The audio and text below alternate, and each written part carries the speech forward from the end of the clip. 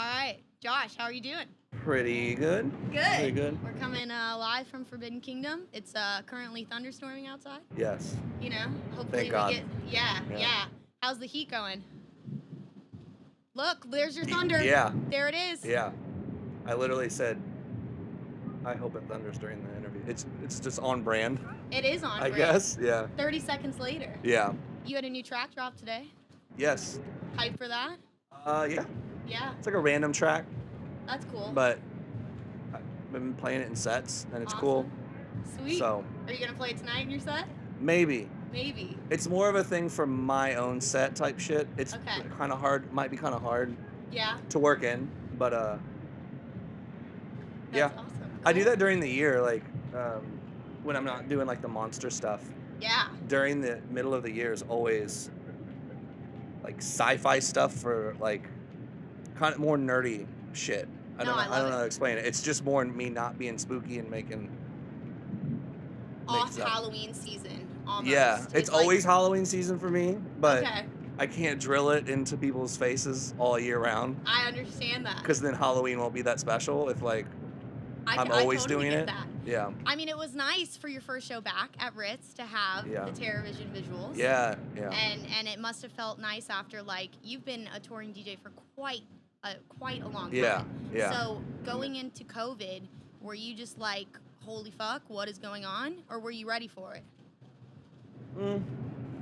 I mean, at first, of course, all the horrible shit that it caused. Let's just take all that away. Yeah. Let's take all the bad shit that happened away around the world. Just me personally, I was ecstatic about not having to leave the house for a year and a half. Yeah. Like, I know it hit a bunch of industries hard and stuff like that, but taking that out of it, it just like, okay, so like you can tour a lot and do all this stuff and maybe have a month off, but it's not actually off because you're always making music. You're always thinking about the next 6 moves. Yeah. So your brain is never actually, your body has a break, but your brain never does. But that was the first time I was just like, I don't give a shit. I can make what I want when I want. I don't have to worry about release schedules or like, hey, we're trying to do a lot of shows in June, so maybe I should drop a bunch of music in the beginning of the year and start pushing stuff up. Mm-hmm. I gotta actually be like Josh. Yes. No That's figure nice. stuff.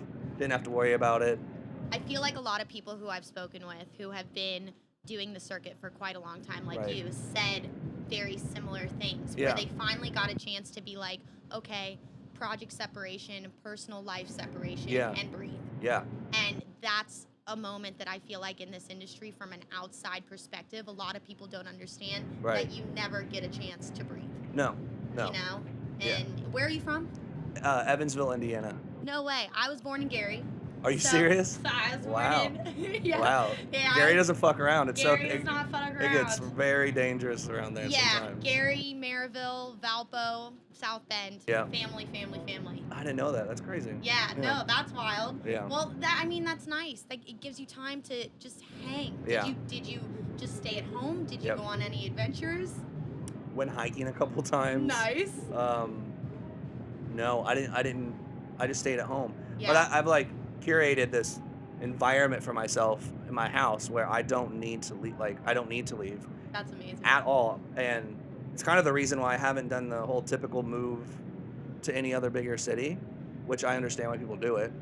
There's benefits, you know, Mhm. for people's career there. But I'm always touring so much, so I don't want to go home and like have to deal with tons of traffic. It takes 2 hours to get to the grocery. No. It's a bunch of hustle and bustle, a bunch of noise and stuff. So, with that being said, I've just always made like my focus of like my house looks like the inside of my brain.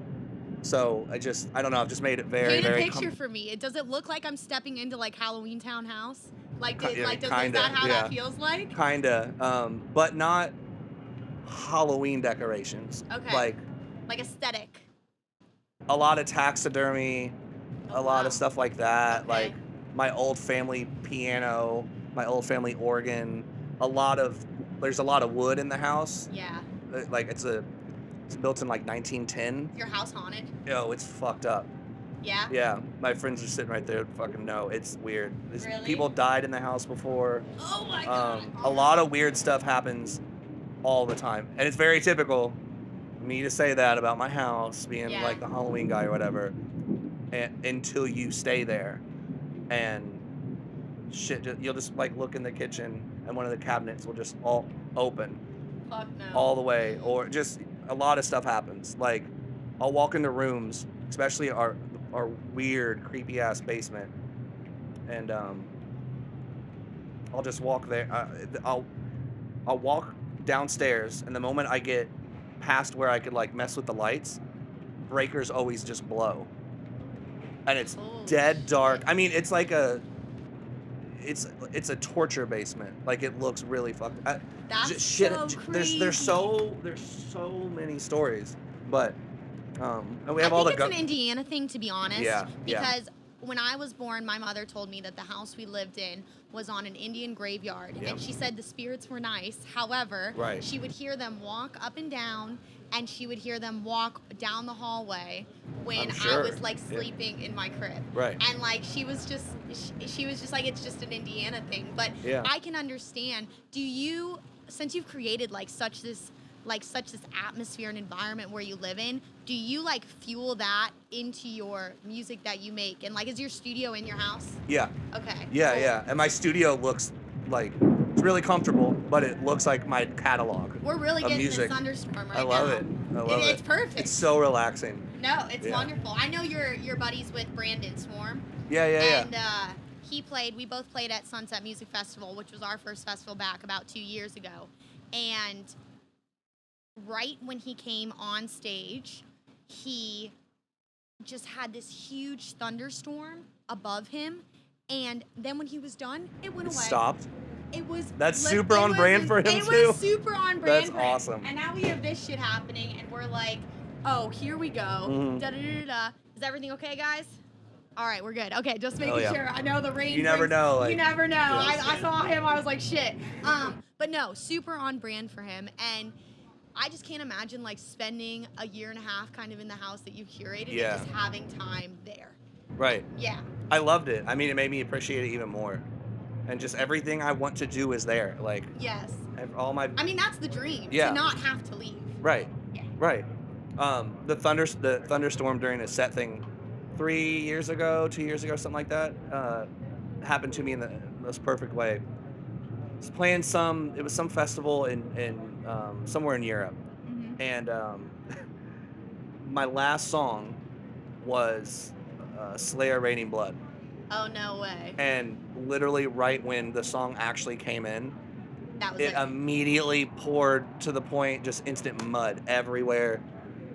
And that's all, like, I was getting tweets, like, all these tweets in, like, French and shit, and they're basically just saying, like, did you really just do that? And I was like, no, it was a coincidence, but I could have not asked for.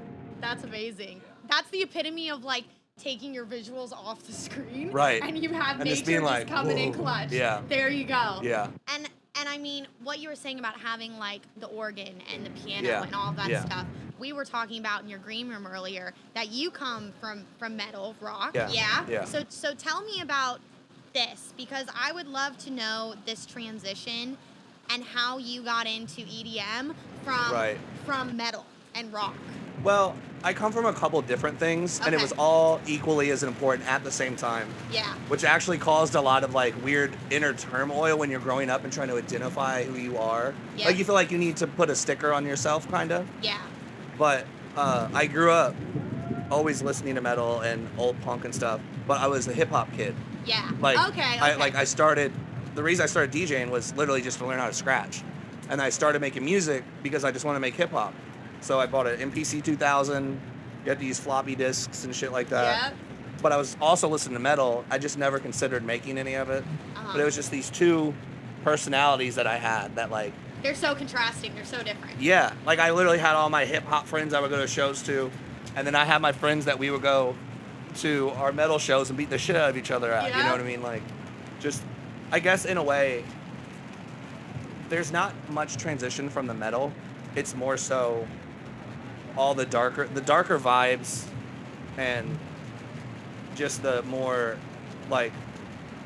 DIY aesthetic Yeah. that I try to do 90% of the time. Like only I release all my own music. I try to own all my own music.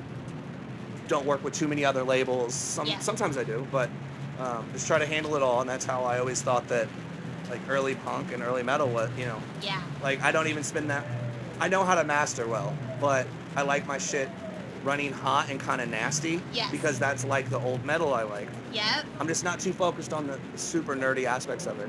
Yeah. But the whole transition was really like I heard very, very early dubstep, and it sounded like hip hop beats to me. It sounded like shit I would buy Yep. at scratch records that would just come with one side of noises and one side of beats to scratch to, and just like early like Joker and Benga and like Youngsta and all these people like Yep. they just Koki, made yeah and all those guys. and I was Yep. just like this just sounds like hip hop beats. I'm gonna go ahead and make that. But then I just was like, but I'm gonna make it hip hop speed, whatever that means. But so then that's where kind of the drum step stuff started. So I just wanted to make dubstep, but at Take these hip-hop influences speed. from this side. Yep. yeah. And No. that was it. And that's still kind of how I look at it. It's just like I'm just going on stage and playing a bunch of instrumentals. Yep. It's just a bunch of beats. So at what point did you feel like you needed to have this visual representation, such as the TerraVision show, Right. go along with your music? After like 7 years of just kind of just touring, Okay. and then people started doing visual, like I saw Jeff do the first, what's it called, the Executioner, Yep. and I was like, wait, that it's just a projector onto plywood that you painted white? Oh shit. Holy shit, why didn't I do, like, Yeah. damn it. And then like a bunch of other people, like Troy did the Vortex thing, and all these people, like TerraVision came out before Vortex, but like just all these people doing this stuff, and it wasn't too much overhead and it wasn't too expensive. No. And then I realized I have all this, the theme of it all just sitting there waiting for me. Of course it's gonna be a bunch of scary movies. Of Yeah. course it's gonna be all that. And then it just, and I just edit like 80% of the video. When I don't have time, I send the clips to one of my friends, Yes. and he knows how I edit, so he sends it back, and I'm like, you did exactly what I would have done, thank you. But like, I edit it all myself.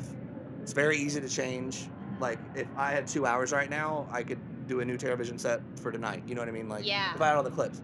But it was just, I didn't want to spend a lot of money on stage production because I felt like too many people started doing it, Yes. and it became you weren't shit if you weren't doing something else but DJing. Mm-hmm.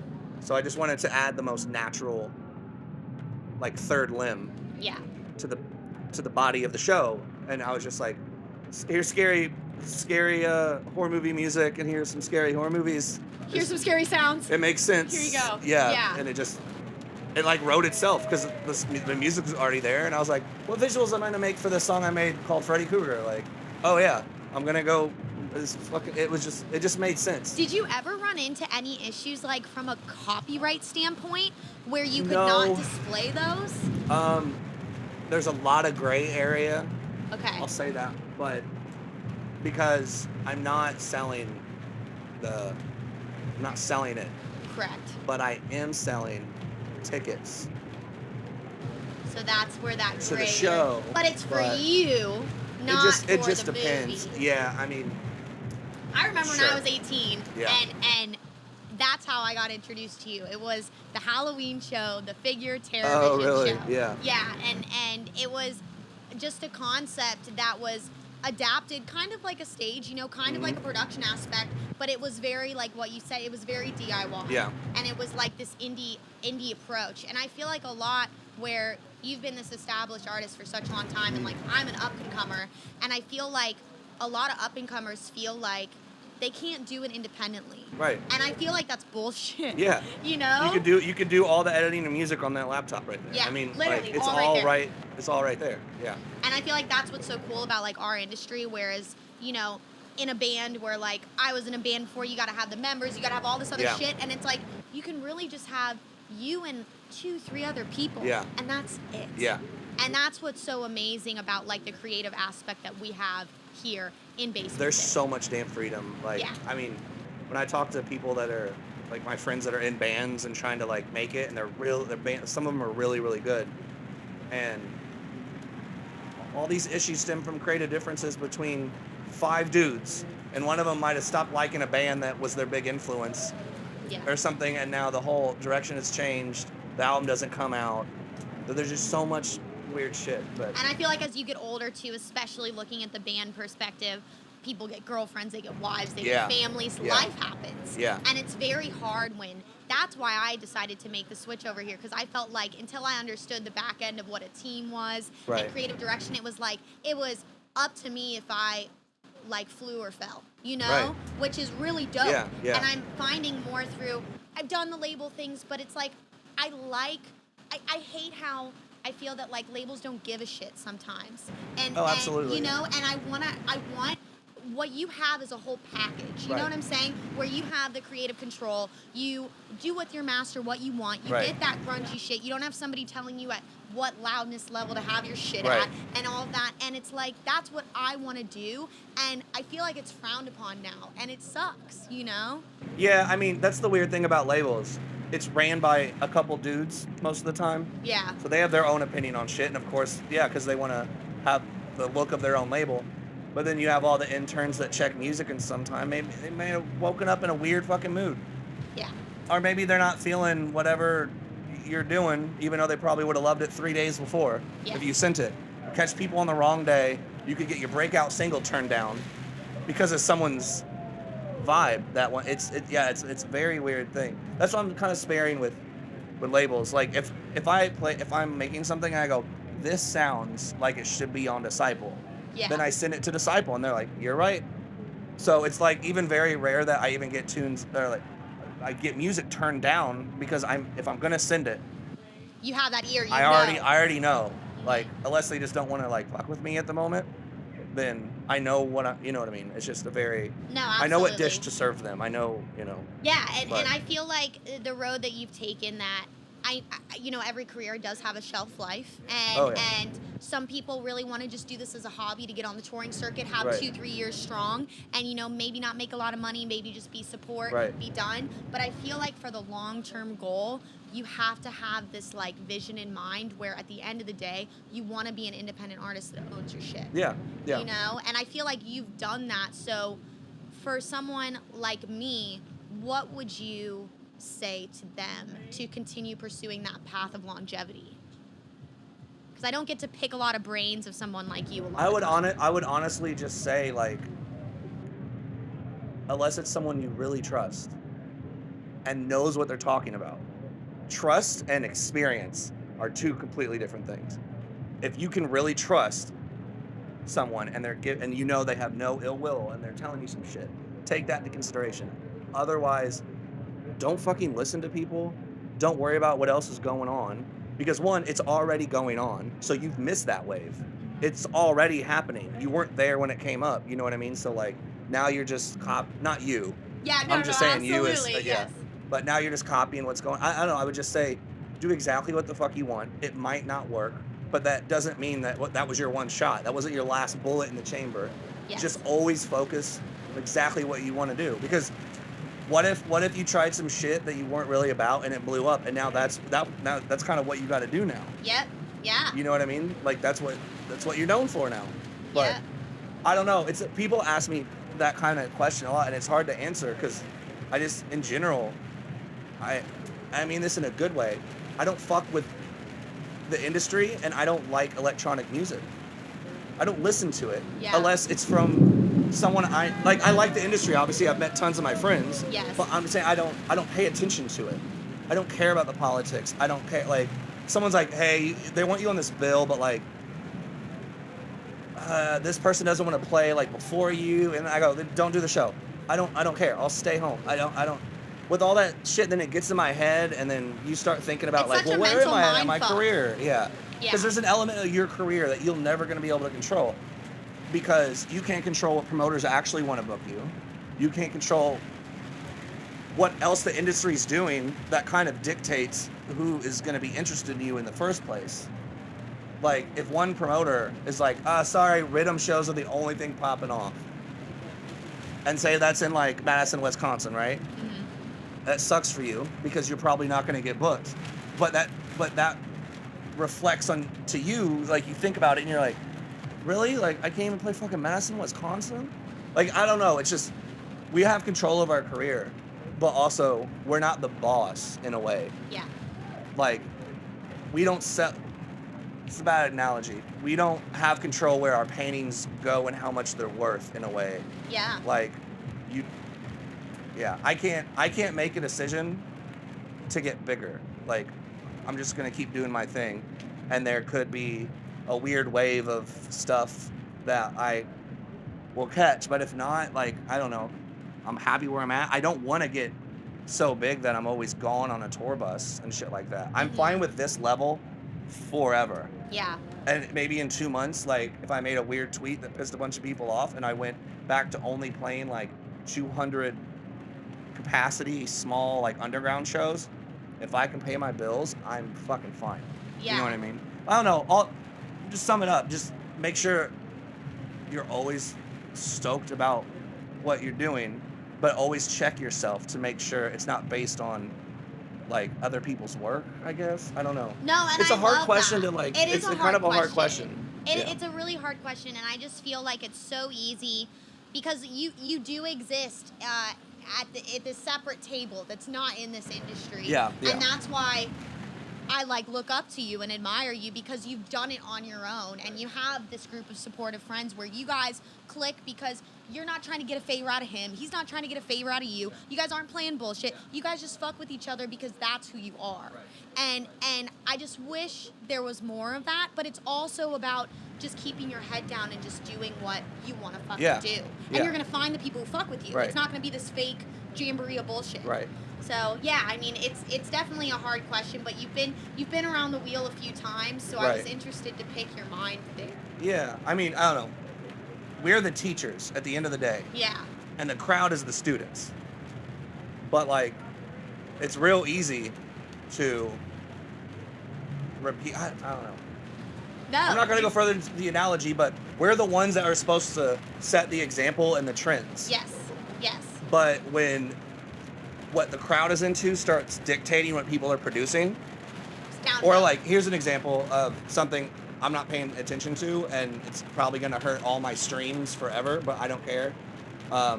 Like labels will say, yes, we'll take this song, but you need to cut a minute off the intro. Because I hear that all the time. Cut Yeah. your intro out. I'm like, no, I love my intro. Yeah. It makes the song breathe. It yeah, gives the song it's life. a song. No, we want to It's start not it a when the DJ vocals edit. come in. Yeah. We'll make the DJ edit. We'll send that on the promo. But yeah, and that's kind of like the trend that happened in all the rhythms stuff and all this shit. And like literally within 8 seconds of hitting play on the song, the drop already happened. It's not a song, it's a drop. Yeah, that's what when we were in like the green room. Then you said something like music. You're like, consider about music. I go, I don't consider a lot of this music. Like the No. stuff that is actually made as a tool for a DJ. That's a weird gray area. Is this music, or is this literally just like a functioning MP3 to make people react? Yeah, absolutely. And I was speaking earlier, and I just feel like there's two different types of tracks that come out where like one is like a record and you have a whole breadth and life of a song. Right. And you see that like on albums in our industry, Yeah. and you see it on maybe concept EPs. A lot of like your stuff where it's flowing. I Yeah. consider those records. And then you'll see the tracks where it's you've got 32 bars, you're into the drop, you got a banger, you play it for live sets, you release it, it's got a free Yeah. drop vocal, and that's it. Yeah. You know? And there is a place for both of them, Yes. but I think the more important part is the actual song. Like, I think it's the difference is there's a song and then there's a track. I think the DJ version type thing, that's the tracks, but like music is the only thing that keeps us going at the end of the day. It is, and I feel like Yeah. that's why there's such a short shelf life for tracks, because it comes out because in our industry, especially like what I hear from like the new person, you really got this It's going. Are we okay, guys? Okay, all right, yeah. We'll watch it. Just let me know if it gets bad. Yeah, we can. I don't want to like keep you Watching guys. all this- No, oh no, you're You guys fine. got all this shit, We're yeah. dry. I just want to make sure their equipment's okay. Yep, grab it. It's all yours. Yep. That's what it's there for. It's storming. You made it storm. I love it. It I feels love it. way better out It right really now. does. It's honestly gonna cool down like 10 degrees Yeah. after this. But what I was saying about the shelf life is like, that's why I feel like from an up and comer, it's like you're being told you got to keep momentum, you got to keep releasing, Right. get your singles lined up Right. for 9 months and all this shit. And it's because all of these tracks aren't given time to breathe because they're not records, they're not Right. songs. Right. And I feel like, but then I feel like when you do release a song, if you don't have the best platform and the most sturdy platform to stand on, Right. they disappear. And there's so much shit coming out these days, and that's why Yeah. people listen to tracks less. Like they'll listen to like a minute and a half on Spotify. There's too many options, so they go to the next one. Yeah. You know what I mean? But And it's like even the tracks you sent me, like they all have this motif and this aura to them, Right. where it lets the song breathe.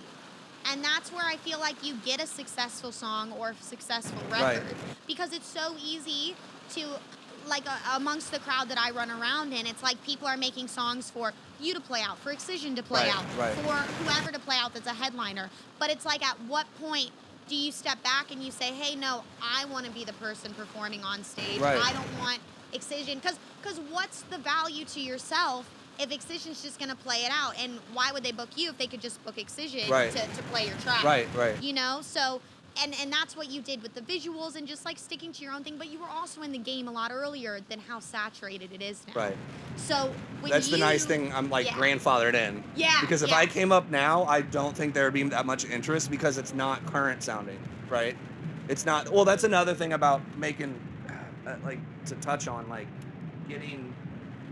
finding a medium ground where, like, maybe with current trends, your songs work, right? Not you, but like. Yeah, no, okay. But when it sounds so current that it's obviously following some trend. hype train, Yep. it puts an instant fucking timestamp on it. And you can listen and go, oh yeah, that definitely came out in 2019. But when you make something that doesn't have a timestamp and it has just more of a timeless, like, this could be 10 years old or this could literally be a week old, I don't know. That's always what I try to strive for, of like, I want this to always work.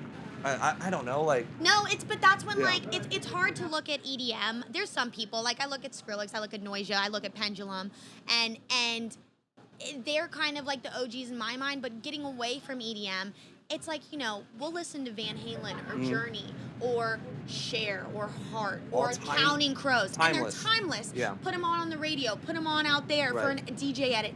Everyone fucking knows it. Yeah. And people just don't make those kind of songs now. Right. And I get we're not in that industry Right. or the genre, but me even listening to alt rock or the new indie, Right. people aren't making songs like that. I think about like Brand New or Law Dispute or like people like that, and Right. it's like they stick in their own lane, but they're not being played like Aerosmith or like something Right. like that. Right. And I just don't know if we're in a different time in music where there's just so many artists now that it'll never be like that again, Yeah. or we have to get past it. Well, it's that, and it's like, the rat race is way more full now. Yeah. There's so they're doing everything they can to make sure they get as much radio play or whatever. So a lot of the times that can hinder the track, just like what we're talking about with editing tracks, so people will listen to it more on Spotify and stuff like that. Like that's what radio bands are doing. You know, there's Yeah. there's no. I mean, what was it? I think it was a Led Zeppelin song, or it was some weird Black Sabbath edit that they played on this college radio station. Like a couple weeks ago, Okay. and it was like a fucking 13-minute song. And That's then amazing. afterwards, I sat back and I was like, that used to be on the radio. This is just a college kid playing some shit, you know. Yeah. But like, I was like, that song used to be on mainstream radio, a 13-minute song, and now they're like 3 minutes, 13 seconds. They're like, get the fuck out. I listen to songs that are a minute Yeah. and a half. Yeah. And you're just like, how can you even have a song structure? Right. You know, it's just not even special here, you know? But it's thank you for letting me pick your mind on that, because I Yeah, do appreciate it, because I really hope that we get to this point where the people in my generation are able to understand that, like, all of these outside factors that are driving what we make and how short we make it, how long we make it, it's all bullshit long term. Yeah. You know? Because also that trend just started. Yep. And if you follow a trend, by the time you learn how to make that trend and learn that mix down technique, it's gonna be You're gone. already it's past. You're It's already past. yeah. And that's why Yeah. I feel like you see, like I just turned 24, but like I look at like some outliers that are like 16, 17 years old, and they just went in the DAW and they didn't know about music. They just Right. experimented, and that's when you get these people like More Kismet and, Yeah. and people who just, they did whatever the fuck they wanted to do. Yeah. But that's, you know, that should be a limit of saying, okay, when you produce, like, you should know the rules, but don't be afraid to break them or try some new shit. Yeah, exactly. 'Cause that's how you get just memorable find your own route. And the one of the huge differences from when I came up to now is when I came up, there was not YouTube tutorials. There was like 10 preset packs you could get for Massive and like FMA back in the day. It wasn't a thing. You had to find your own sound. There was no way around it. You could try to copy early stuff, but there wasn't that many people around. So Yep. it didn't fucking work out. You try to copy one of Skrillex's first tracks when it came out, 4 months later, you're just gonna get shit on. Like Yeah. no one cared because there was literally like 20 popular dubstep producers at one point. You know what I mean? Yes. Other than all the like the OGs in London and all that stuff. I mean, like in America, like everyone had their own sound, and there was no real way to learn how to super copy anyone other than general like reverse engineering stuff. But now it's just, you can look up how to make some of the craziest shit that should take 5 years of nerdy sound design to finally stumble across the process of making this Yeah. thing, or just download these preset packs, don't edit them, and just use them exactly how. That's why so many people sound like other people. Exactly. And it's just reusable music that's not Yeah. even special Yeah. in any shape, way, or form in my Yeah. in my mind. And, you know, music's music. Like, everyone's art should be respected. Don't Right. get me wrong. But it's like, if you're taking the drum loops and then you're just putting the preset in and you're not doing anything to it, post-processing, Yeah. sampling, Yeah. making it your own, finding what you want to add your unique stamp, it's going to be hard.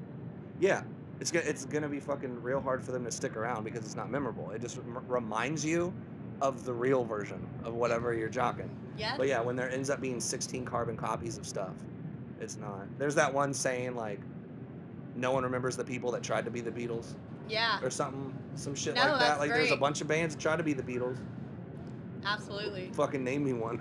Right? I can't name me someone that sounded just like the Beatles and pulled it off. Like it doesn't That's work. why I feel like so many of them are so timeless, because Yeah. they were one of a kind. Yeah. And especially I feel like in this industry, it is very easy to copy. And you think Yeah. of things that Yeah. like you necessarily didn't have around that time, like YouTube, like Yeah. Splice, like all these production schools, all of this Yeah. shit where it's just people teaching their methods, and it's so easy for a kid to say, oh, okay, I'm just gonna copy what he's doing and then I'll do it. And Right. I'll be okay. Right. You know? And it's just it's an interesting back end. But Yeah. anyways, I'm really glad you're back. Are you happy to be back? Do you feel rested? Yeah. That's good. Yeah. That's It good. took that first show, the one we did together. Yep. You know, I was sitting back for the year and a half, whatever, off, and I go, I think I see the end of the road for this, because I just got my own head, and Yeah. not in a sad way. I go, I think I've done what I could do, and just I was like, I'm gonna stop at because this is Monsters 12 this year. I was like, I'm gonna stop at 13, and just like bow out on a high note, but still do shows here and there, but like Yeah. not make it my life anymore. I'm acting like I'm old. I'm 35. Like, You're not but old Tiesto's like out. 60 and he's still fucking touring more than any of us. Yeah. Like, but and I was like, yeah. And my girlfriend was like, if that's what you feel like, she's like, did you save enough money like to? It's not retiring, but I was just Yeah. like, I think I'm just gonna bounce out for a little bit, maybe for I don't know. But then that show came up, and I was like, I guess let's try. And then I well, started. they loved you, and it's a great venue. But then I started getting excited, started getting my set together, and I was like, what the fuck was I thinking? yeah. I mean, I guess if that's the worst thing that happened during COVID, was I questioned, like, how long should I tour? Fine. I didn't get depressed or fucking anything. Like, nothing bad happened. That's I great. fucking enjoyed myself so much. But, yeah. No. But it's yeah, I'm fun. happy to be back. It's fucking fun. Like, Good. this is my second show back, but this is, all my friends are like, yeah, this is my first one back. Yep. And the funny thing is, like, today's lineup, most of all of us are actually friends. Yeah. We're not just like associates, like, yeah, fucking, we've got drunk together. Like, a lot Yeah. of us are actually friends. So Which it's is sick. awesome to see everyone. Yeah, first show back for a lot of people. You get to see everyone again. It's gonna be good. Thunderstorming in Florida. Thunderstorm. You got your thunderstorm. Well, it It's stopped better right when we're now stopping. Yeah. than during your set. Yeah. You know. Yeah. But when do you play? 8. Mhm. Gonna kill it right here. I think so. No. No. Village? Do you play Village? Yes. This is not Village. This is like the second stage. It's like I forbidden. think we played the smallest stage. They're all huge. Yeah. From my understanding. Well, it's the stage. I'm just basing it on. It's the bottom listed. I'll be there. Yeah, I'm excited. This is my last one for a while. So thank you so much for coming on. Yeah, thanks. I That was greatly fun. appreciate it. Yeah. I'm excited to work on that track. I got studio time next week. Hell yeah. So Hell we'll get it going. Yeah. Awesome. Thank you, man. Yeah, that was fun. We're Thank you. good.